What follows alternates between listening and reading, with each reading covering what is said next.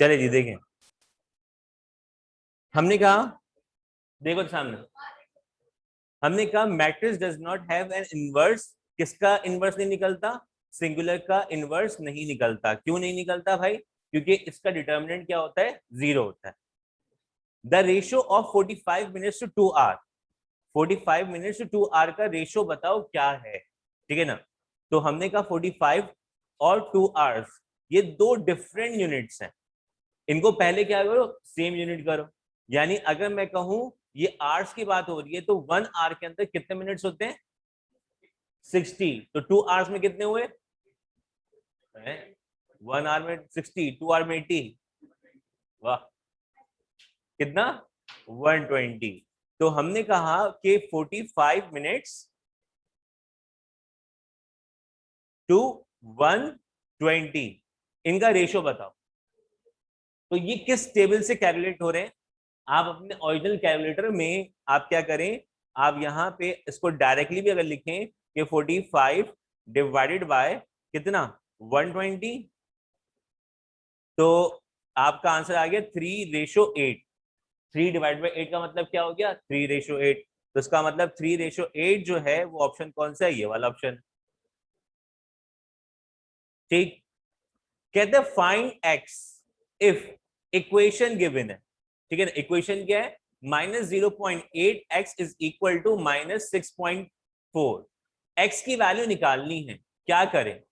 ये माइनस का 0.8 इससे क्या हो रहा है? मल्टीप्लाई, वहां जगह क्या हो जाएगा? डिवाइड। पहले तो माइनस से माइनस क्या हो गया? कैंसिल, ठीक है ना। अब 6.4 डिवाइडेड बाय आप कर दो कितना? 0.8, डिवाइड करो, देखो क्या आ जाएगा। हमने कहा 6. कितना? 4 डिवाइड बाय 0.8, कितना आंसर आया? 8। तो राइट ऑप्शन इज 8। फिर अब हमसे कहते हैं इक्वेशन अब गिवन है, गिवन दैट इक्वेशन आपको गिवन है, इस इक्वेशन से क्या करो? ए बी और सी की वैल्यू निकालो। ए बी और सी की वैल्यू कैलकुलेट करो। ये इक्वेशन कौन सी? क्वाड्रेटिक इक्वेशन है, ठीक है। सबको एक साथ जमा कर दो, यानी सबको एक साइड पे कर दो। ये माइनस का 25 यहाँ पर माइनस का 25, वहां जाइए क्या हो जाएगा? प्लस का 25 हो जाएगा। इसका मतलब ये इक्वेशन अगर मैं अरेंज कर दूं तो ये बन जाएगी -y² प्लस 10y और प्लस का 25 इज इक्वल टू 0। अब इसमें एबीसी क्या होगा? ए क्या होगा? जो वाई स्क्वायर के साथ है वो क्या है? माइनस है, और -1, -1 इन सब में से किसमें है? पहले वाले में, ठीक है ना। अब जरूरी नहीं कि ये पहला ऑप्शन हो सकता है क्या करे, इक्वेशन को वहां पे ले जाए। वहां अगर लेके जाएगा तो y पॉजिटिव हो जाएगा, y², ये y क्या होगा? नेगेटिव हो जाएगा। ये क्या होगा? ये आपका नेगेटिव हो जाएगा। आपको सिर्फ पहली टर्म को देख के आइडेंटिफाई नहीं करना, सबको देख के आइडेंटिफाई करना है। अब दूसरी वैल्यू क्या? प्लस का 10, और थर्ड वैल्यू क्या? प्लस का 25। तो ये पूरी की पूरी फर्स्ट ऑप्शन में क्या हो रही है? सिंप्लीफाई हो रही है, ठीक है। कहता है the parabola open downward, parabola open downward हो रहा है। डाउनवर्ड कब होता है? जब ए की वैल्यू क्या हो? माइनस में। इसका मतलब ए इज लेस देन 0, ठीक है ना। अपवर्ड कब होता है? जब ए की वैल्यू क्या होती है? ग्रेटर होती है। तो मैंने आपको बताया चैप्टर नंबर 4 से वो आपसे ज्यादा से ज्यादा क्या पूछ सकता है एमसीक्यूज में? वो आपसे स्लोप पूछ सकता है, वो आपसे वाई इंटरसेप्ट एक्स इंटरसेप्ट पूछ सकता है, वो आपसे ये पूछ सकता है ओपन अपवर्ड डाउनवर्ड, वो आपसे इक्वेशन का एबीसी पूछ सकता है, वो सारी चीज पूछ सकता है आपसे, ठीक है ना।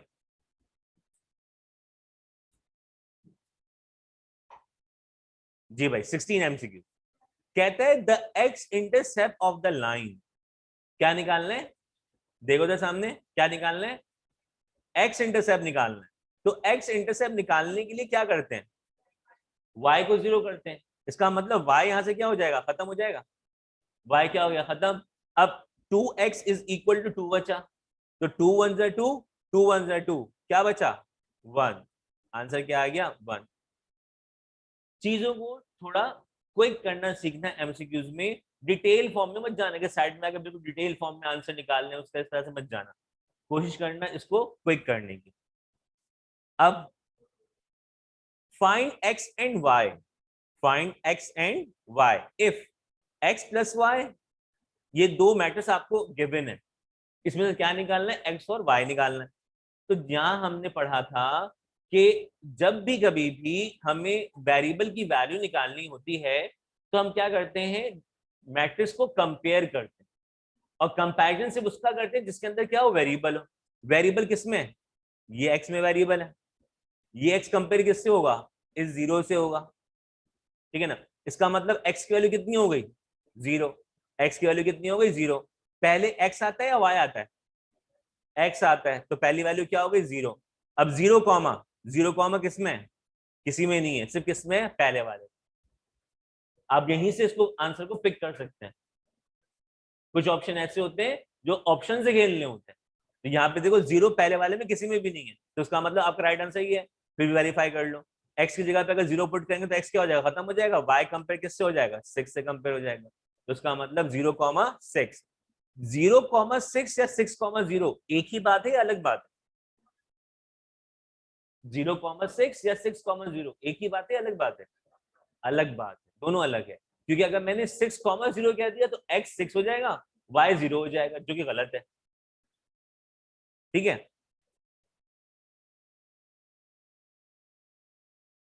चलिए, मल्टीप्लिकेटिव इनवर्स ऑफ -6, क्या बताओ, मल्टीप्लिकेटिव इनवर्स बताओ। अब एक चीज याद रखना, चाहो तो लिख लो अपने पास, मल्टीप्लिकेटिव इनवर्स क्या होता है, वैल्यू को हम क्या कर देते हैं, रेसिप्रोकल कर देते हैं, वैल्यू को पलट देते हैं। यानी अगर -6 है तो क्या हो जाएगा, 1/-6 हो जाएगा, यानी -1/6 हो जाएगा। अगर 2 होता तो ये 1/2 हो जाता, 3 होता 1/3 हो जाता। यानी इसका मतलब ये हुआ कि मल्टीप्लिकेटिव इनवर्स में क्या होता है, वैल्यू पलट जाती है, वैल्यू क्या जाती है, वैल्यू पलट जाती है। एडिटिव इनवर्स में क्या होता, अगर वो बोलता द एडिटिव इनवर्स ऑफ -6, क्या बोलता, एडिटिव इनवर्स ऑफ -6, तो एडिटिव इनवर्स में साइन चेंज हो जाता है। एडिटिव इनवर्स में क्या होता है, साइन चेंज होता है। अगर वो बोलता -6 का एडिटिव इनवर्स बताओ, क्या हो जाएगा, 6 हो जाएगा। 6 का एडिटिव इनवर्स पूछे तो -6 हो जाएगा। तो एडिटिव इनवर्स में साइन चेंज होता है, मल्टीप्लिकेटिव इनवर्स में वैल्यू क्या हो जाती है, पलट जाती है। ये चीज अपने पास लिखना चाहो तो लिख लो, क्योंकि याद नहीं रहती ये बातें।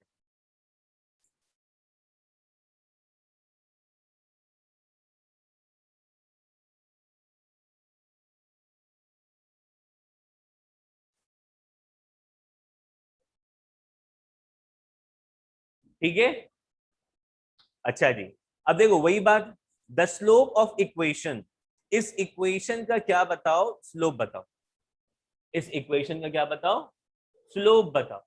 अब अगर मुझे इस इक्वेशन का स्लोप निकालना है तो सबसे पहले इक्वेशन को क्या करूं, अरेंज करूं। इक्वेशन क्या करूं, अरेंज करूं, या तो y मान ले जाओ या ये सब मान लेके आ जाओ, एक ही बात है, ठीक है।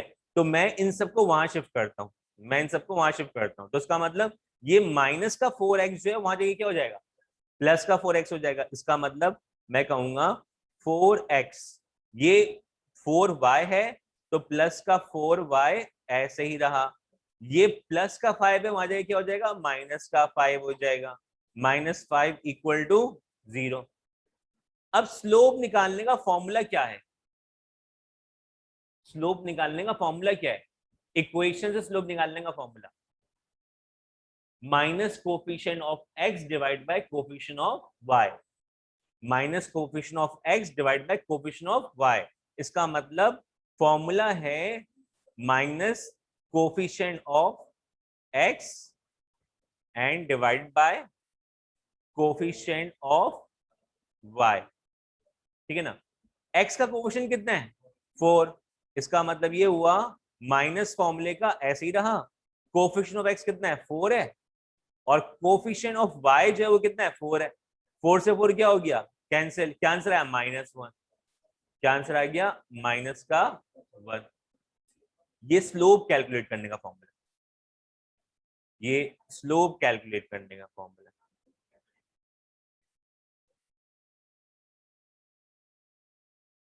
ठीक है। द इक्वेशन, इक्वेशन कौन सी है ये, लीनियर और क्वाड्रेटिक, ये लीनियर है या फिर क्वाड्रेटिक है, ये क्वाड्रेटिक इक्वेशन, ये क्या है, क्वाड्रेटिक इक्वेशन है, ठीक है ना। क्वाड्रेटिक इक्वेशन हैज, अब आपसे पूछ रहे हैं 2 रूट्स, 1 रूट, 0 रूट, 3 रूट्स। याद रखना क्वाड्रेटिक इक्वेशन के हमेशा कितने रूट्स होते हैं, 2। क्वाड्रेटिक इक्वेशन के हमेशा कितने रूट्स होते हैं, 2। क्यों, रूट कैलकुलेट करने का फॉर्मूला क्या होता है, क्वाड्रेटिक फॉर्मूला। रूट कैलकुलेट करने का फॉर्मूला क्या होता है, क्वाड्रेटिक फॉर्मूला होता है, ठीक है ना। अगर मैं रूट कैलकुलेट करूं क्वाड्रेटिक फॉर्मूले से, तो मैं कहूंगा कि क्वाड्रेटिक फॉर्मूला होता है क्या हमारे पास, x is equal to minus B plus minus root में B square minus 4ac divide by 2a, ये फॉर्मूला है। ये प्लस माइनस की वजह से आंसर कितने आते हैं, प्लस माइनस की वजह से आंसर कितने आते हैं, 2 आंसर आते हैं, ठीक है। तो यहाँ पे आंसर हमेशा कितना आएगा, 2 आंसर आएगा। तो इसका मतलब क्वाड्रेटिक इक्वेशन के रूट्स कितने हो गए, 2 रूट्स हो गए। Clear, done. कितने हो गए ये, 20 एमसीक्यूज। अब 21 क्या कहता है, the roots of the equation, equation का रूट बताओ, इक्वेशन की क्या बताओ, रूट्स बताओ। तो रूट्स कैलकुलेट करने का फॉर्मूला क्या है, क्वाड्रेटिक फॉर्मूला है। रूट्स कैलकुलेट करने का फॉर्मूला क्या है, क्वाड्रेटिक फॉर्मूला। यहाँ पे कितनी टर्म्स हैं, 2 है 3 है, 2 टर्म्स है। इसको एक और तरीके से सिंप्लीफाई कर सकते हैं, कैसे, ये माइनस का 9 है, वहां जगह क्या हो जाएगा, प्लस का 9 हो जाएगा। एक्स पे क्या है, स्क्वायर, स्क्वायर खत्म करने के लिए क्या करते हैं, रूट ऑन बोथ साइड। इसका मतलब यहां भी रूट अप्लाई किया, यहां भी रूट अप्लाई किया, स्क्वायर से रूट क्या हो गया, कैंसिल। याद रखना जब भी रूट अप्लाई होता है तो आंसर प्लस और माइनस दोनों में आता है। जब भी रूट सिंप्लीफाई होता है मैथमेटिकली, तो क्या करते हैं, आंसर किसमें लिखते हैं, प्लस और माइनस दोनों में लिखते हैं, ठीक है। तो यहाँ पे जो आंसर आया वो क्या आया, +-3। देखो ऑप्शन में +3 भी लिखा हुआ है, लेकिन क्वाड्रेटिक इक्वेशन के रूट्स कितने होते हैं, 2। तो आंसर कितने होने चाहिए, 2 आंसर होने चाहिए। इन सब में 2 आंसर किसमें है, सिर्फ ये वाले। आप ऐसे भी मार्क कर सकते थे, ये आइडेंटिफाई करके 2 रूट है तो आंसर कौन सा है, 2 होने चाहिए। पहला नहीं हो सकता, दूसरा नहीं हो सकता, आखिरी नहीं हो सकता, कौन सा हुआ, थर्ड वाला।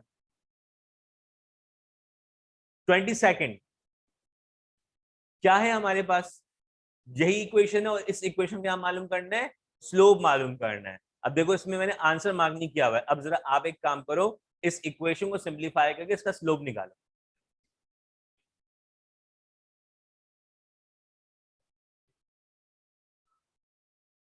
हमने कहा कि इस इक्वेशन का स्लोप निकालने के लिए भी हमें क्या करना पड़ेगा, इसको अरेंज करना पड़ेगा। अरेंज करने के लिए क्या करें भाई, सबको एक साइड पे ले जाओ, मर्जी है किसी को किस साइड पे ले जाओ, आंसर एक ही आएगा। यानी मैं कहता हूं क्या, ये माइनस का 3x से वहां जाएगा क्या हो गया, प्लस का 3x हो गया, ठीक है ना। प्लस का 6y अपनी पोजीशन पे ऐसे ही है, ये प्लस का 9 वहां जाएगा क्या हो जाएगा, माइनस का 9 is equal to 0। Slope calculate करने का फॉर्मूला क्या हुआ, माइनस कोफिशिएंट ऑफ x कितना है, 3, कोफिशिएंट ऑफ y कितना है, 6। तो 3 1 जा 3, 3 2 जा 6। तो आंसर कितना आया, -1/2। तो आंसर कौन सा हो गया, ये आपका राइट आंसर हो गया, ठीक है।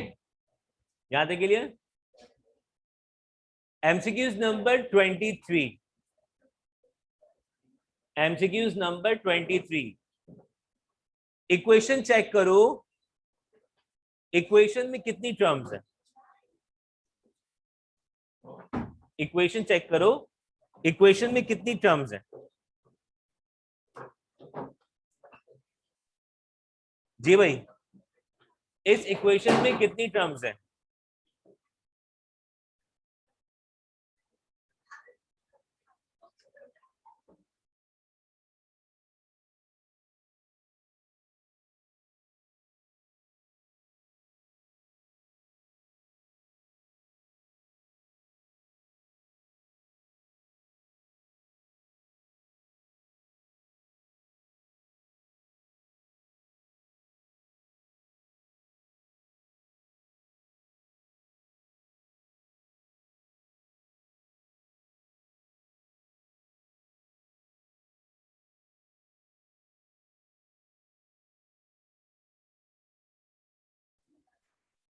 देखो भाई, इस इक्वेशन में आप क्या करेंगे, सबसे पहले इक्वेशन को सिंप्लीफाई। क्या चीज सिंप्लीफाई हो रही है? ये दो टर्म ऐसी है जिसके अंदर वेरिएबल नहीं है, ये दो टर्म ऐसी है जिसमें वेरिएबल नहीं है। इसका मतलब ये प्लस का वन आ जाएगा, क्या हो जाएगा, माइनस का वन। यानी इसका मतलब x square is equal to 10 - 1, और 10 - 1 क्या होता है, 9। इसका मतलब x square is equal to 9। क्या ये चीज ऊपर सिंप्लीफाई हुई भी है? बिल्कुल हुई है। तो इसका मतलब इसका भी आंसर क्या आएगा, +-3 आएगा। ठीक है, तो काम आपको कभी सिंप्लीफाइड हुआ हुआ मिलेगा या आपको कुछ सिंप्लीफाई करना पड़ेगा। ठीक है ना। एमसीक्यूज नंबर 24, ये भी बिल्कुल ऐसे ही है। ये क्या है, यहाँ पे एक्स स्क्वायर -1 इक्वल टू 15, -1 वहां जाके क्या हो जाएगा, +1। तो 15 में 1 को ऐड कर देंगे तो क्या हो जाएगा, 16 हो जाएगा। इसका मतलब x square is equal to क्या हो गया, 16। 16 जो है, अगर हम इसका रूट निकालें तो स्क्वायर से रूट क्या हो गया, कैंसिल, और 16 का रूट क्या आएगा, +-4। इसका मतलब आंसर क्या आ गया, +-4 आ गया। Last MCQ, last MCQ, 25th MCQ. 25th MCQ में कहते हैं journal form of the straight line, इनमें से जर्नल फॉर्म कौन सी है, चेक करो, इनमें से जर्नल फॉर्म कौन सी है स्ट्रेट लाइन की। कौन सी इक्वेशन, स्ट्रेट लाइन। इसका मतलब ये तो क्वाड्रेटिक है, लास्ट वाली क्या है, क्वाड्रेटिक है। ये हो सकती है क्या, नहीं, ये तो माइनस हो गया ऑप्शन में से, ऑप्शन में से क्या हो गया, माइनस हो गया। तीन टर्म में एक्स वाई जेड आ सकता है क्या, नहीं। इक्वेशन के अंदर दो वेरिएबल होते हैं, ए एक्स और बी वाई, जेड नहीं होता, जेड नहीं होता। इसका मतलब यहाँ पे क्या है, जेड इन्वॉल्व है। तो ये वाली इक्वेशन भी क्या हो गई, कैंसिल हो गई। पहली इक्वेशन में है, तो पहली इक्वेशन में y नहीं है, फर्स्ट इक्वेशन में y नहीं है, तो ये वाली इक्वेशन भी क्या हो गई, रिजेक्ट हो गई। तो जर्नल फॉर्म स्ट्रेट लाइन की कौन सी हो गई, A X plus B Y equal to C, equal to C. तो अगर ये सी आपके पास ऑप्शन में ऐसा लिखा हुआ आ जाए, यानी A X plus B Y minus C is equal to 0, तो ये सही होगा, गलत होगा, ये भी सही होगा, ये भी सही होगा। ठीक है ना। तो इसका मतलब ऑप्शन इस तरह आए या फिर इस तरह आए, आंसर एक ही आए। यहां पे नहीं, उधर जाएंगे, +c।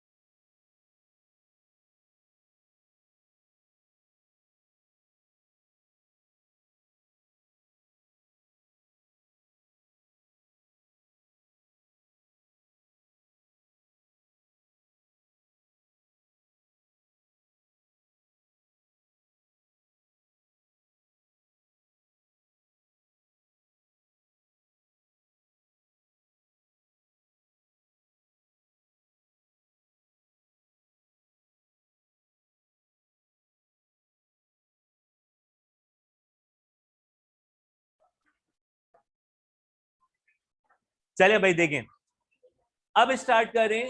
अभी तक हमने कितने एमसीक्यूज किए थे? अभी तक हमने 25 एमसीक्यूज डिफरेंट किए थे। अब कुछ एमसीक्यूज आपके मॉडल पेपर के। मॉडल पेपर में कितने एमसीक्यूज हैं? वही 25 एमसीक्यूज हैं।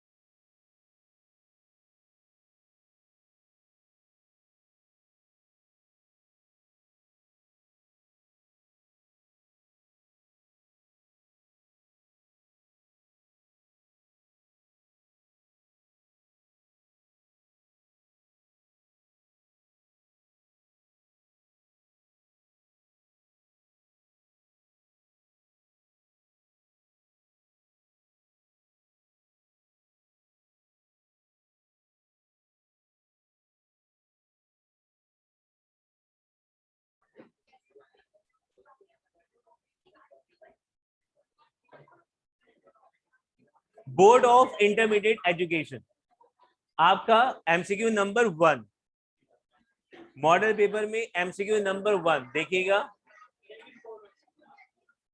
इन बाइनरी नंबर सिस्टम 1 + 1 क्या होगा?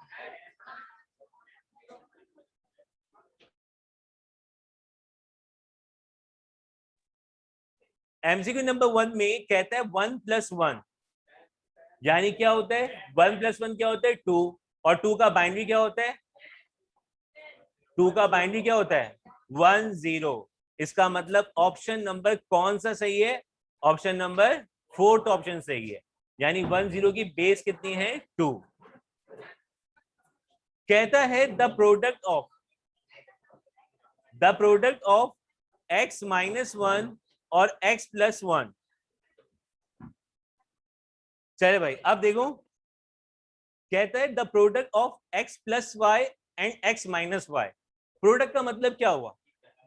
मल्टीप्लाई। तो इसका मतलब ये हुआ इन दोनों को अगर मल्टीप्लाई करें तो आंसर क्या आएगा? तो ये a + b a - b, a + b a - b। तो a + b a - b बराबर किसके होता है? a² - b² के। ठीक है ना? a + b a - b बराबर किसके होता है? a² - b² के। a क्या है इसमें? x है, और b क्या है इसमें? 1। तो इसका मतलब ये हुआ कि x² माइनस का 1।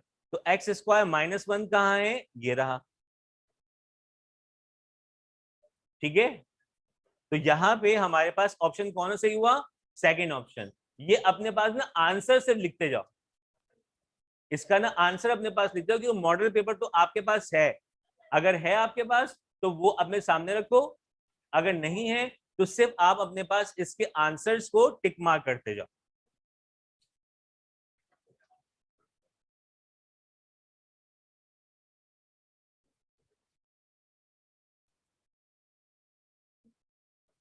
ठीक है। Third, the binary number 1 0 is equivalent to the decimal number। Binary number 1 0 जो है ये किसका बाइनरी है? 2 का बाइनरी है। ठीक है ना? 2 का बाइनरी कैसे है? 2 का बाइनरी कैसे है? 2 का बाइनरी ऐसे है कि अगर आप 2 का एलसीएम निकालो तो 2 1 2 एंड 2 0 0। इसका मतलब 1 0 इज द बाइनरी ऑफ 2।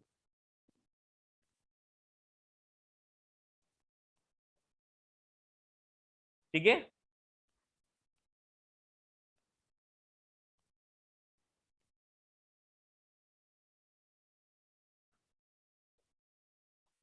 अच्छा जी, अब इसके बाद एमसीक्यू नंबर 4 क्या लिखा हुआ है? ये है रूट के बाहर छोटा सा 5 लिखा हुआ है। मैं अब इसको थोड़ा सा बड़ा करके दिखाता हूं। क्या लिखा हुआ है? ये लिखा हुआ है 5√x। क्या लिखा हुआ है? 5√x, ये लिखा हुआ है। ठीक है ना? अब इसमें बोल क्या आ रहा है क्वेश्चन में? देखते हैं क्वेश्चन में क्या बोल रहा है। क्वेश्चन में कह रहा है कि x³ यानी x का आंसर, ये इसको किस फॉर्म में लिखेंगे? इसको किस फॉर्म में लिखेंगे? याद रखना, जब भी किसी भी चीज की क्या होती है, पावर हटती है। पावर क्या है इसकी? पावर क्या है? 5 नहीं है। याद रखना, रूट की पावर, रूट की वैल्यू क्या होती है? 1/2। रूट की वैल्यू क्या होती है? 1/2। और ये वाला 5 जो है वो ऐसे नहीं रहेगा, ये इसका आंसर नहीं है। ये जो 5 है ये इंडेक्स कहलाता है। ये 5 क्या कहलाता है? इंडेक्स कहलाता है। याद रखना, जैसे ही ये रूट के बाहर कोई भी इंडेक्स हो, ये लिखा हो, तो आप क्या करोगे, इसकी पावर 1 करके लिख दोगे। ठीक है ना? यानी इंडेक्स जो है वो कहां आ जाता है? 1 करके। यानी अगर ये लिखा होता m√x, क्या लिखा होता? m√x। m is the index. ठीक है ना? तो इसका मतलब ये हो जाएगा, x की वैल्यू क्या हो जाएगी? 1/m हो जाएगी। तो इसका मतलब इंडेक्स जो भी होगा वो 1 करके आ जाएगा। ठीक है ना? तो इसका मतलब ऑप्शन कौन सा है यहाँ पे? ये वाला ऑप्शन।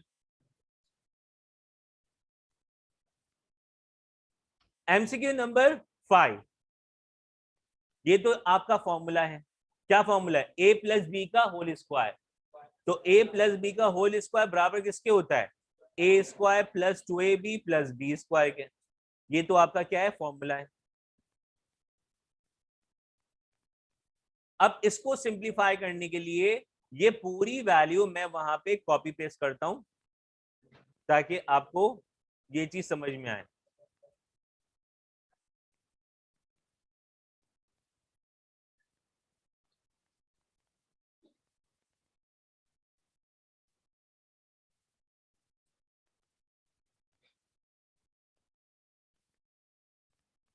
देखो भाई, क्या लिखा हुआ है? 25 की पावर 1/2, 8 की पावर 1/3, 2 की पावर स्क्वायर यानी 2। क्या करें? ये जो 25 है, मैं कहता हूं ये जो 25 है ये किसका स्क्वायर है? 5 का स्क्वायर है। तो इसका मतलब 5 पे क्या आ गया? स्क्वायर आ गया। ये पावर 1/2 अपनी पोजीशन पे ऐसे ही रही। पावर 1/2 अपने पोजीशन पे ऐसे ही रही। 8, यहाँ पे पावर क्या है? 3 है ना? तो इसका मतलब ये 2 की पावर 3 जो है वो 8 होता है, यानी 2 का क्यूब जो होता है वो क्या होता है? 8 होता है। ठीक है? 1/3 जो पावर है ये अपनी पोजीशन पे ऐसे ही रही। ठीक है ना? मल्टीप्लाई 2 का स्क्वायर क्या होगा? 4। ये स्क्वायर कैंसिल, क्यूब कैंसिल, ये सारी पावर्स आपस में क्या होंगी? कैंसिल हो गई। इट्स मीन 5 2 जा 10, 10 4 जा 40। इट्स मीन इसका जो आंसर है वो क्या आना चाहिए? 40 आना चाहिए। तो चेक करते हैं इसके ऑप्शन में 40 है। ये रहा ऑप्शन में 40, ये रहा। और ये जो क्वेश्चन है ये आपके मैट्रिक का चैप्टर नंबर 2 का सवाल है। ये चैप्टर नंबर 2 के अंदर ये क्वेश्चन था जो सिंप्लीफाई करके आंसर निकालना था। हाँ, यहां तक क्लियर है?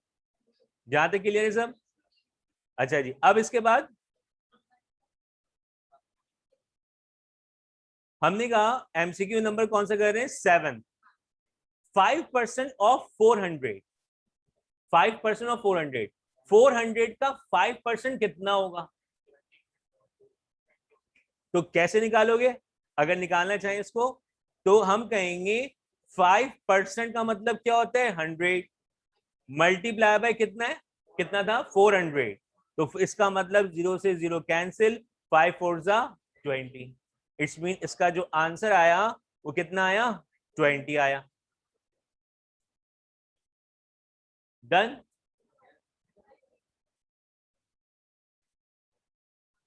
5% था नहीं? अब देखो क्या कहता है, 120 इज 30% ऑफ। अब समझना बात, ये टॉपिक जो है वो परसेंटेज का है। ये टॉपिक इसका है परसेंटेज का। कहता है 120 जो है वो 30% है इनमें से किसी अमाउंट का। अब इसके लिए ना आपको एक चीज समझनी पड़ेगी, यहां पे देखना सामने था हम लोग परसेंटेज का, जो परसेंटेज निकालते हैं कैसे निकालते हैं, हम कहते हैं percentage multiply by sum of amount is equal to percentage amount. जैसे कि आपने कहा यहाँ पे कि 5% 400 का कितना था, 20 था, तो इसका मतलब 20 इज अ 5% ऑफ 400। इससे पहले वाले एमसीक्यूज में 20 इज अ 5% ऑफ 400, तो इसका मतलब ये जो अमाउंट थी वो क्या थी, सम ऑफ अमाउंट। और जो आपने 20 निकाला था वो 20 क्या था, वो आपका परसेंटेज अमाउंट था। परसेंटेज यहां पे आएगा, यानी एक इस एक्सप्रेशन में तीन चीजें, एक परसेंटेज है, एक सम ऑफ अमाउंट है और एक परसेंटेज अमाउंट है। ठीक है ना। क्या करें इस चीज के लिए, आप देखो आपको क्या क्या चीज मालूम है। आपको मालूम है क्या, ये जो 120 है ये 120 सम ऑफ अमाउंट है या परसेंटेज अमाउंट है, ये आपका परसेंटेज अमाउंट है। कहता है 120 इज 30% ऑफ व्हाट, 120 30% है किसी अमाउंट का, तो ये 120 क्या हो गया, 120 आपका परसेंटेज अमाउंट हुआ। ठीक है ना। तो अब परसेंट कितना है आपके पास, 30, तो हम कहेंगे यहां पे ऑप्शंस अपने पास लिख लो, ऑप्शंस लिख लो अपने पास, फिर बताना मुझे। तो इसका मतलब ये हुआ परसेंटेज कितना है 30 multiply by sum of amount हमें मालूम करना है, और ये अमाउंट कितनी थी 120। ठीक है ना। ये इससे क्या हो रहा है मल्टीप्लाई, वहां जाके क्या हो जाएगा डिवाइड, इसका मतलब sum of amount is equal to 120 divide by 30। अगर आप इसको डिवाइड कर दो, कैंसिल कर दो, क्या हो जाएगा 3 1 जा 3, 3 4 जा, और यहाँ पे परसेंटेज का साइन हटाया तो अपॉन में क्या आएगा 100 आएगा। परसेंटेज का साइन हटाने के लिए क्या करते हैं, अमाउंट को 100 से डिवाइड करते हैं, तो ये 100 यहाँ पे डिवाइड था, वहां जाके क्या हो गया मल्टीप्लाई हुआ, तो इसका मतलब आंसर कितना आ गया, सम ऑफ अमाउंट जो है वो आपका कितना आ गया 400 आ गया आपके पास। अब चेक करो ऑप्शन के अंदर 400 है, बिल्कुल है, ये रहा 400। तो परसेंटेज में तीन चीजें पूछ सकता है, आपसे परसेंटेज पूछ सकता है, आपसे सम ऑफ अमाउंट पूछ सकता है, आपसे परसेंटेज अमाउंट पूछ सकता है। अगर आपने इसकी अंग्रेजी सही नहीं समझी तो इसका मतलब आप गलती कर जाओगे। ठीक है ना। जैसे कि इन ये दोनों एमसीक्यूज जो हैं वो सिमिलर हैं, लेकिन यहां पे बोल रहा है 5% ऑफ 400, 5% 400 का 5% कितना है, ये सवाल का ये मकसद था। नीचे वाले में कहते हैं कि 120 इज 30% ऑफ व्हाट, इसका मतलब हुआ कि 120 30% किसी अमाउंट का है, वो अमाउंट बताओ कितना है, वो अमाउंट बताओ कितना है। ठीक है ना। तो यहाँ पे वो अमाउंट आपने बता दी कितनी है, वो 400। Clear. Now ratio, if A ratio B is equal to 2:3, ठीक है ना। लिखते हैं वहां पे क्या दिया हुआ है, ए बी 2:3 दिया हुआ है, तो इसका मतलब ये हुआ, इसका मतलब ये हुआ अगर हम बात करें कितने रेशो हैं, तीन रेशो हैं, ए बी एंड सी, तीन रेशो हैं। आपको रेशो ए बी कितना दिया हुआ था 2:3, तो ए बी का यहाँ पे आ गया 2:3 ना, ये आ गया 2 और यहाँ पे क्या आ गया 3। ये रेशो किसका था, ए बी का। दूसरा क्या दिया हुआ है ए सी, ए सी कितना दिया हुआ है 2:4, तो ए सी दिया हुआ है 2:4, तो यहाँ पे क्या आएगा 2 और सी में क्या आएगा 4। ए सी दिया हुआ है, ए सी दिया हुआ है, तो इसका मतलब ये हुआ कि ये कैंसिल हुआ और यहां पे हमारे पास आ गया कितना, कितना था 2। अब इसको सिंप्लीफाई करते हैं, अब इसको सिंप्लीफाई करो। देखो हमने कहा था कि जहां पे डबल अमाउंट आए वहां पे आप क्या करोगे, एक दूसरे को आपस में मल्टीप्लाई करो। ठीक है ना। तो ये वैल्यूज आपस में मल्टीप्लाई हुई, 2 से क्या आ गया 4 आ गया। मैंने कहा था जो रिमेनिंग वैल्यूज बच जाएं वो क्या करती हैं, डबल वैल्यू पे डिपेंड करती हैं, यानी जो रिमेनिंग वैल्यूज हैं वो डबल अमाउंट जो है वो इससे मल्टीप्लाई होती है। तो इसका मतलब ये हुआ आमने सामने मल्टीप्लाई नहीं कर सकते, आमने सामने मल्टीप्लाई नहीं कर सकते। तो इसका मतलब ये हुआ कि 3 जो है वो 2 से मल्टीप्लाई नहीं हो सकता। हम कहते हैं लेट सपोज, हम कहते हैं दोबारा से बता रहा हूं, लेट सपोज हम कहते हैं जहां पे डबल वैल्यू आती है वो स्ट्रॉन्ग पार्टनर है, बार बार इन्वेस्टमेंट कर रहा है, ठीक है ना। वीक पार्टनर्स वो हैं जिन्होंने एक एक दफा इन्वेस्टमेंट की है, ठीक है ना, सपोज किया हमने ये। तो इसका मतलब वीक पार्टनर्स जो है वो स्ट्रॉन्ग पार्टनर पे डिपेंड करते हैं। तो इसका मतलब बी और सी जो है वो दोनों मल्टीप्लाई किससे होंगे, ए से होंगे। ये दोनों मल्टीप्लाई किससे होंगे, ए से होंगे मल्टीप्लाई। जब ये ए से मल्टीप्लाई होंगे तो इसका मतलब क्या हुआ कि बी भी ए से मल्टीप्लाई होगा और सी जो है वो भी किससे मल्टीप्लाई होगा, ए से मल्टीप्लाई होगा। आमने सामने मल्टीप्लाई नहीं कर सकते, इसका मतलब ये 3 जो है वो इस 2 से मल्टीप्लाई नहीं हो सकता। तो ये 3 मल्टीप्लाई किससे होगा, 2 से होगा। तो इसका मतलब यहां पे क्या लिखे, 3 2 6 आ गया। ये 4 मल्टीप्लाई किससे होगा आप बताओ, किससे, 2 से। क्या ये 4 3 से मल्टीप्लाई हो सकता है, नहीं, क्योंकि हमने कहा था बी और सी दोनों मल्टीप्लाई किससे होगा, ए से होगा। तो ये 4 जो है ये मल्टीप्लाई किससे होगा, इस 2 से होगा। तो 4 2 क्या आ गया 8। तो ये तो आपके रेशो बन गए टोटल रेशो, लेकिन सवाल ऐसा नहीं था। सवाल में क्या था, क्वेश्चन में क्या था, एमसीक्यू में क्या था, कहता है बी एंड सी का रेशो बताओ, सिर्फ सिर्फ और सिर्फ बी एंड सी का रेशो बताओ। तो बी और सी का रेशो कैसे निकालेंगे, आते हैं इस पे।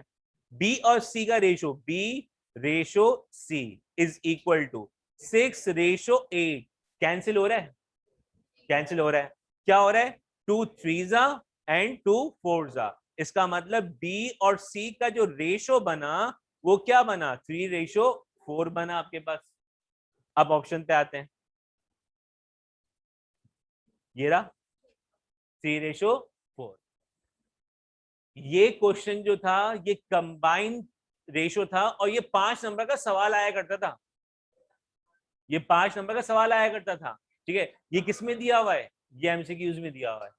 इसका मतलब ये हुआ कि आपके पास एमसीक्यूज के लिए टाइम कम है, आधा घंटा होता है, सिर्फ आधा घंटा आपके पास, 30 मिनट्स है आपके पास। 30 मिनट्स में अगर आप लेट पहुंचे एग्जामिनर का कसूर नहीं है, वो आपसे उतने ही 30 मिनट्स बाद जो पेपर की रिक्वायरमेंट है वो आपसे पेपर ले लेगा, वो आपको एक्स्ट्रा टाइम नहीं देगा जी। मिसाल के तौर पे आपका पेपर स्टार्ट हो रहा है 2 बजे, आपका पेपर है 1.5 आवर्स का, 1.5 घंटे का पेपर है। स्टार्टिंग के आधे घंटे में, स्टार्टिंग का जो आधा घंटा होता है उसमें आपको एमसीक्यूज पेपर दे दिया, उसके कोड डिफरेंट होते हैं, A B C D E F G H I, ये सारे से कोड्स होते हैं। हर बंदे के पास जो है, जो आमने सामने बैठा हुआ है, बराबर में बैठा हुआ है, इनका कोड क्या होगा, डिफरेंट होगा, सबका कोड डिफरेंट होगा। क्या होगा, इनका कोड और इनका कोड सेम होगा, ठीक है ना, इन दोनों का कोड डिफरेंट होगा क्योंकि साथ बैठे हुए हैं, ठीक है। फिर दूसरी बात कि अगर आप लेट पहुंचे तो 2:30 बजे आप पहुंचो ना पहुंचो एमसीक्यूज वापस वो ले लेगा। एमसीक्यूज पेपर आपके पास आ गए, ठीक है, एमसीक्यूज पेपर उसने ले लिया, आपके पास अब कुछ नहीं है, आपके पास कुछ नहीं है। अगर आपने आधे घंटे में कर लिया ठीक है, नहीं किया खत्म कांड, ठीक है ना।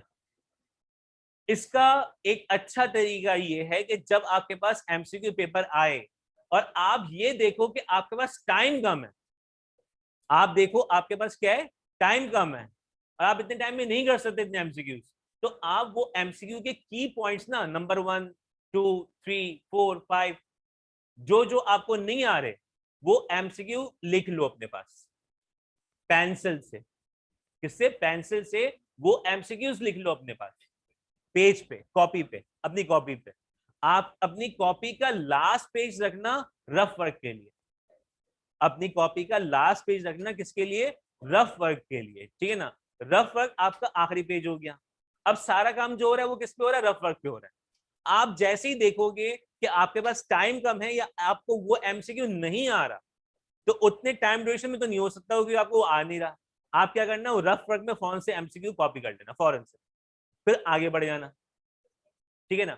इस तरह से आपके पास जितने एमसीक्यू आपको आते होंगे या आपके पास टाइम कम पड़ रहा होगा, वो आपके पास एमसीक्यूज मौजूद होंगे, क्योंकि एमसीक्यू पे वापस रिटर्न नहीं होता, एमसीक्यू पे वापस रिटर्न नहीं होता।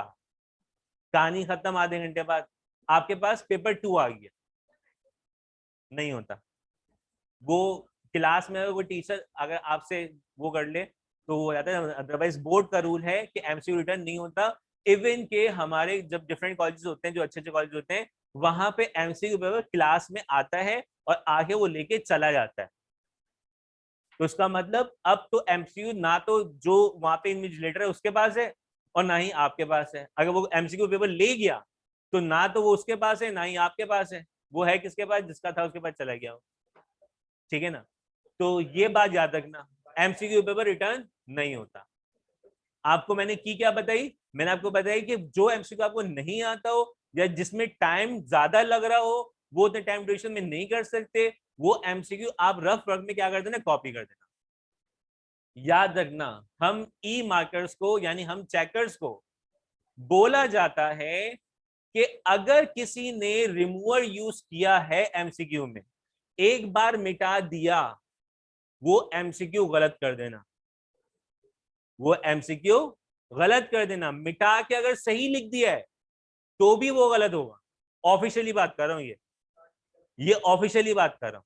ठीक है ना, कि अगर आपने कट करके भी लिख दिया सही, वो भी गलत हो जाएगा। रिमूवर यूज करना अलाउ नहीं, कट करना अलाउ नहीं है, किसके अंदर, एमसीक्यू में। तो एमसीक्यू पहले पेंसिल से करना, एमसीक्यू किससे करना, पहले पेंसिल से करना, ताकि आप रबर से उसको मिटा सको। जब आपका ये आधा घंटा कंप्लीट हो जाएगा, आपके पास पेंसिल से लिखा हुआ सब कुछ है। ठीक है ना, आपका पेंसिल सब कुछ लिखा हुआ है। अब आप उसमें कितना भी चेंज कर लो, वो आप रबर से कर सकते हो। ठीक है ना। कॉपी जरूरी नहीं कि किसी एक ऐसे चेकर के पास जाए कि वो आपको सपोर्ट करे।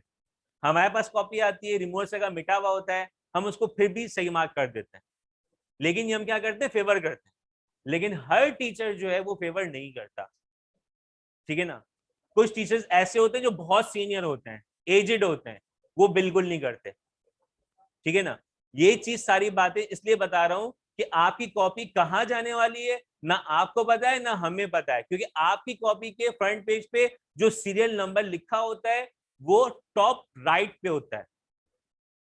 और वो पेज के बीच में देखना, जब पेपर देने जाओगे ना, तो वो होता है क्या है, इस तरह का पेपर होगा और यहाँ पे ना डॉटेड होते हैं यहाँ पे, और सारा कुछ आप यहाँ फिल करते हो। यहाँ आपका सीरियल नंबर होता है कॉपी का, यहाँ पे सीरियल नंबर होता है, यहाँ पे सीरियल नंबर होता ही नहीं है कॉपी का, कुछ भी नहीं होता। यहाँ पे सिर्फ क्या लिखा होता है, बच्चा कॉमर्स का है, इंग्लिश मीडियम में या उर्दू मीडियम है, ईयर कौन सा है वो ईयर यहाँ मेंशन होगा। वे सारी चीजें यहाँ पे होती हैं, आपकी तमाम इंफॉर्मेशन यहाँ पे लिखी होती है। जब ये कॉपी हमारे पास आती है चेक होने के लिए, तो ये वाला जो एरिया है, ये वाला एरिया कट होके आता है। अगर कोई टीचर ये बोल दे ना कि ये कॉपी, इसकी कॉपी मेरे पास है, तो इसका मतलब वो झूठ बोलता है। ठीक है ना, क्योंकि चेकर को नहीं पता कि ये बंडल जो है इसका सीरियल नंबर क्या है, उसको नहीं पता। उसको ये नहीं पता कि रोल नंबर किसका है, ये रोल नंबर किसका है। ठीक है ना। तो इसका मतलब ये हुआ कि चेकर को ये नहीं पता होता कि वो कॉपी कहाँ की है, किसकी कॉपी है, गर्ल्स की है, बॉयज की है, कुछ नहीं पता होता। हमें सिर्फ बंडल्स मिलते हैं, 25 कॉपीज का बंडल मिलता है चेक होने के लिए, हमसे उसको चेक करते हैं और यहाँ पे उसके नंबर्स होते हैं दिए हुए, वो यहाँ पे हम उसके नंबर्स लिखते हैं टोटल। ठीक है। तो याद रखना कि एमसीक्यू के हवाले से बता रहा हूं, क्योंकि एमसीक्यू क्लास चल रही है हमारी, तो सारी चीजें एमसीक्यू के बारे में बता रहा हूं कि आप रिमूवर यूज नहीं करोगे। एक दफा लिखोगे पेन से लिखोगे, पहली दफा लिखोगे डाउट अगर है तो पेंसिल से लिखोगे। अगर आपको इन्विजिलेटर बोले कि आप पेन यूज करो, तो आप उसको बोलना कि कहां लिखा है कि मैं पेंसिल यूज नहीं कर सकता। आप गारंटी दे दो मैं इसको मिटा दूं, अगर इसको सही कर दे। जब मैं इस पे मैं 100% नहीं हो जाऊंगा उस वक्त तक मैं सही नहीं लिखूंगा। आप इन्विजिलेटर से फाइट कर सकते हो इस बात पे। आप सिर्फ उसको इतना बोलोगे ना, लिख के दिखा दो कहां पे लिखा है ऐसा, वो खुद ही पीछे हट जाएगा।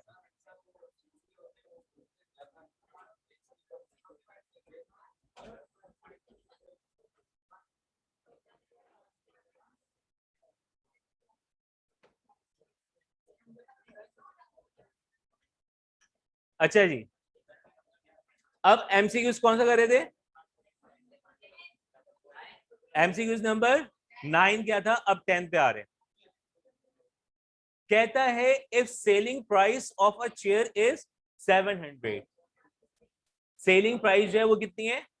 700 है। एंड प्रॉफिट जो है वो कितना है? 250 का।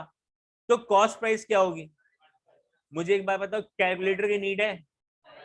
कैलकुलेटर की कोई नीड नहीं है। इसमें जस्ट आपने क्या करना है, आपने इसको माइनस करना है और बता देना आंसर कितना है। तो इसमें तो कोई वो नहीं है ना, पेंसिल यूज करो इसके अंदर, इसमें तो पेंसिल यूज करने की नीड नहीं है, तो इसको पेन ही यूज करोगे। जिसमें डाउट हो आप उसमें पेंसिल यूज करना, ठीक है ना, इससे टाइम आपका सेव होगा। अच्छा, ये वाला एमसीक्यू और कौन सा वाला 45 मिनट्स टू आवर्स वाला, दोनों सेम है। सिर्फ इसमें एक बात याद रखो, एक फिट के अंदर कितने इंचेस होते हैं? 12 होते हैं। एक फिट में कितने इंचेस होते हैं? 12। तो 12 मल्टीप्लाई बाय 1.5 कितना हुआ? 18। 12 को अगर मल्टीप्लाई करते हो किससे? अगर मैं 12 को मल्टीप्लाई करूं किससे? 1.5 से, तो देखो आपके पास आंसर क्या आता है? 18 आ गया। इसका मतलब ये हुआ कि आप जहां पे जो काम कर रहे हो वो क्या है? 18:30। 18:30। तो 18:30 क्या होगा? 18:30। तो 6 3 18 एंड 6 5 30। तो आंसर क्या आएगा? 3:5। तो इसमें से आंसर जो होगा वो 3:5। ठीक है। इस जैसा एमसीक्यू हमने उसमें किया हुआ है, पिछले वाले 25 वाले एमसीक्यूज में। सिंपल इंटरेस्ट दिया हुआ है कितना? 5000। कहते हैं इफ सिंपल इंटरेस्ट ऑन 5000, सुनना भाई, समझना इस बात को। कहते हैं सिंपल इंटरेस्ट 5000 का कितना है? 100। 5000 का सिंपल इंटरेस्ट कितना है? 100 है। ठीक है ना। तो इसका मतलब ये आई की वैल्यू हो गई, ये आई की वैल्यू हो गई, और ये वैल्यू किसकी हो गई? तो अकोमुलेटेड अमाउंट किसको बोलते हैं? आई प्लस पी। आई प्लस पी, वो जो आपका प्रिंसिपल अमाउंट था वो, और जो प्रॉफिट मिला वो, दोनों कंबाइन होके कितना हो गया? तो 5100 हो जाएगा। इसमें भी कोई डाउट नहीं, ये भी आप पेन से डायरेक्ट लिखोगे, इसमें कोई फॉर्मूला अप्लाई नहीं हुआ है। इसमें कॉन्सेप्ट है कि अकोमुलेटेड अमाउंट किसको बोलते हो? अकोमुलेटेड अमाउंट उसको बोलते हो जिसके अंदर आपका प्रिंसिपल अमाउंट और आपका इंटरेस्ट दोनों क्या हो जाए? एड अप हो जाए। ये देखो 14th वाला, 14 वाले में A multiply by A inverse बराबर किसके होता है? आइडेंटिटी मैट्रिक्स के होता है। ये भी हमने पिछली क्लास में उसमें 25 वाले एमसीक्यूज में पढ़ा था। एमसीक्यू नंबर कौन सा है ये? 15। कहते हैं when a series of equal amount is made at equal interval, ऐसा अमाउंट जो सेम टाइम ड्यूरेशन पे दिया जाए उसको क्या बोलते हैं? एनवीटी बोलते हैं। उसको क्या बोलते हैं? एनवीटी। अगर इसके अंदर लिखा होता इंस्टॉलमेंट, क्या लिखा होता? इंस्टॉलमेंट, तो भी वो आंसर क्या होता? सही होता। वो भी आंसर क्या होता? सही होता। ठीक है ना। तो या एनवीटी का मतलब क्या है? इंस्टॉलमेंट है। एनवीटी का मतलब क्या है? इंस्टॉलमेंट है। MCQ number 16, the slope of x axis x axis पे स्लोप जो होता है वो 0 होता है। एक्स एक्सिस पे स्लोप क्या होता है? 0। और वाई एक्सिस पे हो तो ये बताया हुआ है इन्फिनिटी। शाबाश। एक्स एक्सिस पे स्लोप कितना होता है? 0। और वाई एक्सिस पे स्लोप कितना होता है? इन्फिनिटी होता है। ठीक है ना। एमसीक्यू नंबर 17 आपसे कहता है the y intercept of the line, y intercept of the line, यानी आपको इक्वेशन दी हुई है, वाई इंटरसेप्ट निकालना है। वाई इंटरसेप्ट निकालने के लिए क्या करते हो? एक्स को 0, यहाँ पे 0 आएगा, 2 इससे मल्टीप्लाई हो रहा है, 0 से डिवाइड होकर क्या हो जाएगा? 0 हो जाएगा। इसका मतलब वाई की वैल्यू क्या होगी? 0। वाई की वैल्यू क्या होगी? 0। अपने पास सिर्फ आंसर लिखते जाओ क्योंकि मॉडल पेपर आपके पास है। ठीक है ना। फिर the turning point of parabola क्या होता है? वर्टेक्स होता है। कोई भी पैराबोला हो, चाहे अपवर्ड हो या चाहे डाउनवर्ड हो, तो ये जो इसका टर्निंग पॉइंट है, दिस इज कॉल्ड क्या है? ये वर्टेक्स। ये वर्टेक्स है। ठीक है ना। और जो ये जो दो पॉइंट है, जब ये एक्सिस को कट करते हैं तो ये एक्स एक्सिस को कट करते हैं, तो ये दो जो पॉइंट हैं, ये दो पॉइंट क्या कहलाते हैं? आपके रूट्स कहलाते हैं। क्या कहलाते हैं? ये रूट्स कहलाते हैं। ठीक है ना।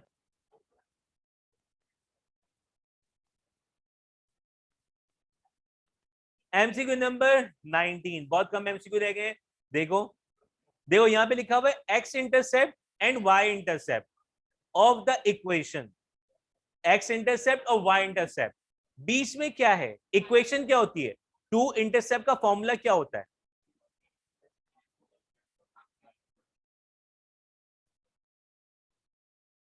हमने कहा टू इंटरसेप्ट फॉर्मूला क्या होता है? टू इंटरसेप्ट फॉर्मूला होता है बेटा x upon of A plus y upon of B equal to 1। यहां पे क्या है? प्लस, जबकि वहां पे क्या है? माइनस। इस बात का ध्यान रखना। ठीक है ना। इसका मतलब ए की वैल्यू कितनी है? 3। बी की वैल्यू क्या है? -9। क्योंकि यहां पे फॉर्मूले में प्लस है और यहां पे क्या दिया हुआ है? माइनस। तो प्लस माइनस माइनस होता है, तो इसके माइनस की वजह से ये होगा। अगर मैं इसको ऐसे लिख के दिखाऊं आपको कि x अपॉन ए कितना है? ये 3 है। और ये ऐसे ही रहा y अपॉन बी, बी कितना था? -9। तो इसका मतलब equal to 1, plus minus minus. इसका मतलब x upon of 3 y upon of 9। ये इस तरह लिखा हुआ है वहां पे, ये इस तरह लिखा हुआ है। तो इसका मतलब आपको ये फॉर्म है ना, जनरल फॉर्म। तो ठीक है ना। तो ये माइनस किसकी वजह से आया? इसकी वजह से माइनस आया। तो बी की वैल्यू देखो कितनी है? -9। देखो ऑप्शन के अंदर दोनों ऑप्शन है। वो ऑप्शन भी है जो आप गलत वाले को भी सही कर रहे हो, यानी ए कितना है? 3 और बी कितना है? 9। तो भी सही आ रहा है। आप कह रहे हो मेरा ऑप्शन मौजूद है ऑप्शन के अंदर, लेकिन वो ऑप्शन गलत है। कौन सा ऑप्शन सही है? 3 एंड -9 वाला। क्लियर है? क्लियर है?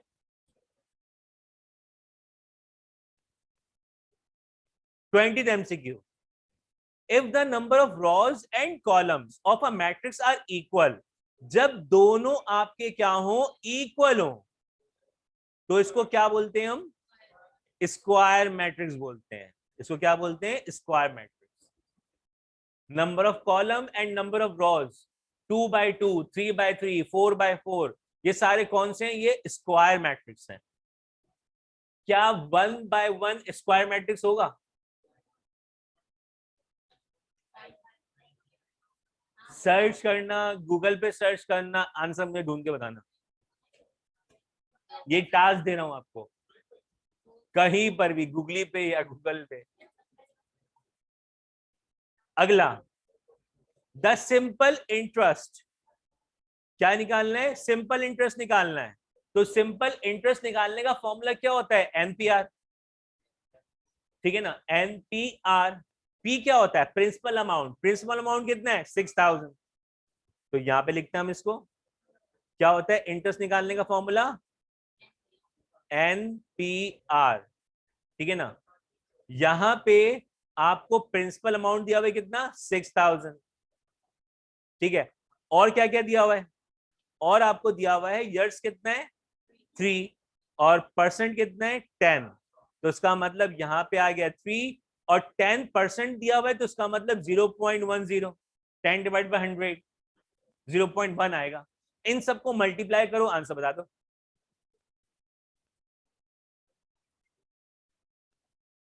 6000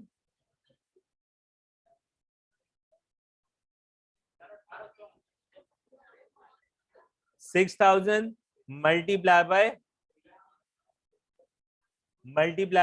3 मल्टीप्लाई बाय 0.1, 1800 आ रहा है आंसर। इट्स मीन आंसर जो है वो 1800 है, ठीक है। बस अभी 4 एमसीक्यूज बचे हैं।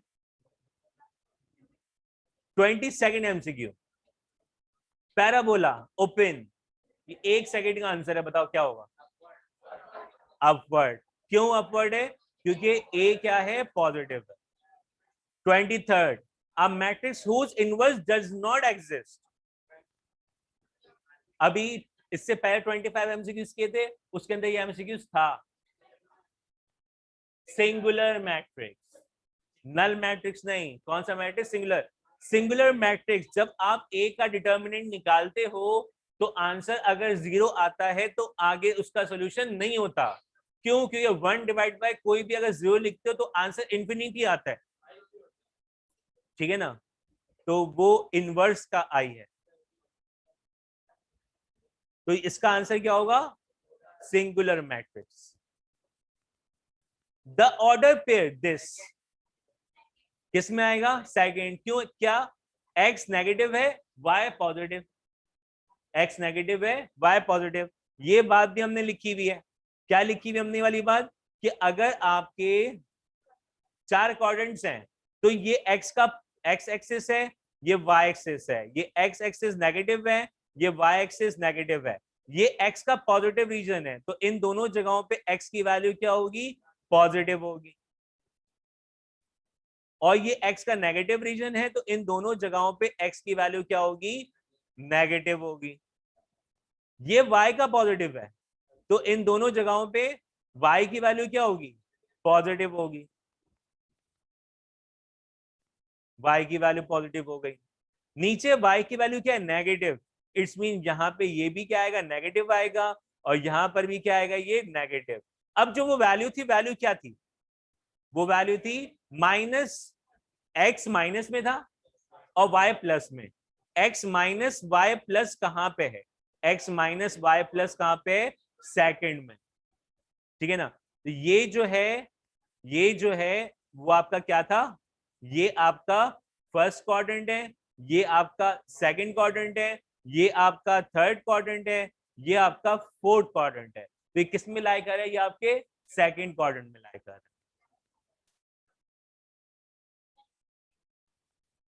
कॉपी करने आप लोग ये।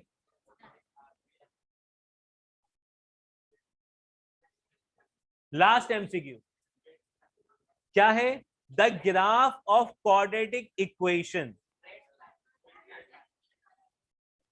स्ट्रेट लाइन लीनियर इक्वेशन का ग्राफ होता है। स्ट्रेट लाइन जो होता है ना, वो क्या होता है? लीनियर इक्वेशन का। या लीनियर इक्वेशन किसको बोलते हो? लीनियर इक्वेशन किसको बोलते हो? लीनियर इक्वेशन आप बोलते हैं किसको?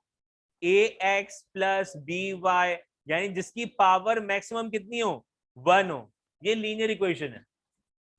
क्वाड्रेटिक इक्वेशन जिसकी पावर क्या होती है? स्क्वायर में होती है। A X square plus B X plus C is equal to 0, ये क्वाड्रेटिक इक्वेशन है। तो क्वाड्रेटिक इक्वेशन का जो ग्राफ होता है वो क्या होता है? कर्व होता है। और ये कहां पढ़ा था हमने? पैराबोला में पढ़ा था, ठीक है भाई। तो ये आपके कितने एमसीक्यूज हो गए? टोटल 50 एमसीक्यूज हुए। 50 एमसीक्यू वो वाले जो आपको मैंने इससे पहले करवाए, और 50 एमसीक्यू कौन से वाले? मॉडल पेपर वाले। 25 कुल मिला के कितने हो गए 50 हो गए।